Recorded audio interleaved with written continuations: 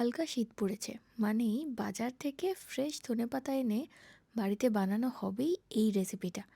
ছোট করে কেটে নেওয়া মাংসের মধ্যে ফ্যাটানো টক দই মাখিয়ে রাখবো 30 মিনিট। ধনেপাতার ডাঁটির দিকটা আর পাতার দিকটা আলাদা করে নেব। 2 চামচ বাটার গরম করে তাতে এলাচ, দারুচিনি আর গোলমরিচ ফোড়ন দিয়ে রসুন আর লঙ্কা লো হিটে ভেজে পেঁয়াজ কুচি দিয়ে ভাজতে হবে যতক্ষণ না বাদামি রং আসে।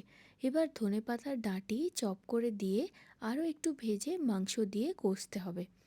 মাঝে স্বাদমতো নুন আর জিরে গুঁড়ো দিয়ে নাড়াচাড়া করে মাংস সেদ্ধ হয়ে এলে শেষে ধনেপাতা অল্প জল দিয়ে বেটে মাংসের মধ্যে দিয়ে দিতে হবে।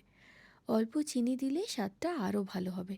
আর একদম শেষে 1 চামচ মরিচ গুঁড়ো দিয়ে নামিয়ে নেব।